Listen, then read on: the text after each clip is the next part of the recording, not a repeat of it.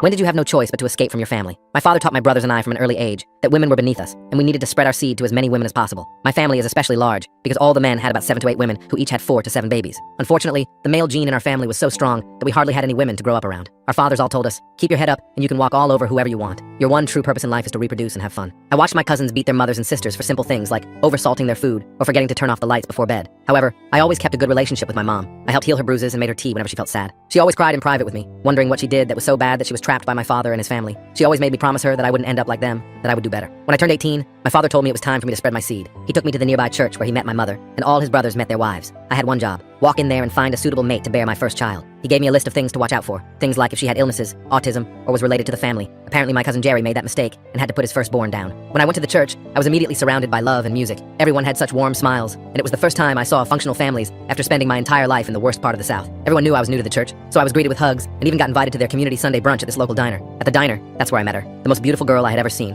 I'll call her Selena. Selena was having trouble getting the waiter's attention for some water, so I gave her mine. That's all it took for us to hit it off. I had never experienced a connection so instant with anyone. We both liked drawing, grew up with siblings, and had a secret love for cartoons. We ended up exchanging information, and for the first time in my life, I was happy. But when I got back home, my happiness instantly disappeared. There were police officers and ambulances at my home. After asking somebody for answers, I saw a black bag. They let me get one look at my mother. She was bruised everywhere, dead. I knew my father had lost control and had taken her life. I knew the cops knew it too, but they didn't speak up because my dad could get them whatever woman they wanted. So instead, they wrote down on the report that my mother was clumsy and fell down the stairs, that it was all one big accident. I wasn't going to stick around anymore. I packed a bag and called Selena from earlier. I confessed to her, I know this sounds stupid, but I really felt something special with you. Would you want to go on a vacation with me? I couldn't believe it, but Selena said yes. It turned out she also hated her home life and wanted to go away for a little while. We headed up north just to go on a simple road trip. I only had $5,000 from working odd jobs on farms, and she had some money from teaching drawing lessons. We stayed at hotels together, went to amusement parks, and cooked for each other. I had completely forgotten about why I went to her church that day in the first place. All I knew was that I wanted to spend the rest of my life with her. During our trip, I told her, I know I'm full of crazy ideas, but I don't know about you, but I don't want to go home. Then she responded by showing me her phone, where she had already been looking for apartments and jobs. So that's what we did. We got an apartment up north, and I worked doing construction while she worked at a daycare. On the side, I had been saving money to buy her a ring.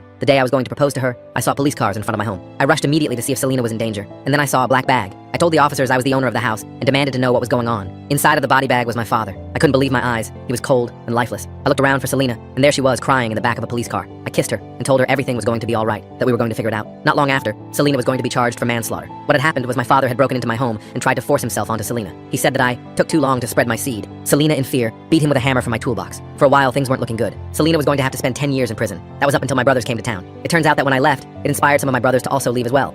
They were miserable living that way. They were all in therapy, trying to rebuild their lives like me. They all testified regarding my father's actions and all pitched in to get the best lawyer money could buy. Selena was let go on house arrest only, so that meant we had a backyard wedding. I invited my brothers, who also ran away, and things are looking up. Selena and I are expecting our first child in a couple of months, a baby girl. Selena offered to name her after my mom, so that maybe she'll have a second chance at a normal, beautiful life.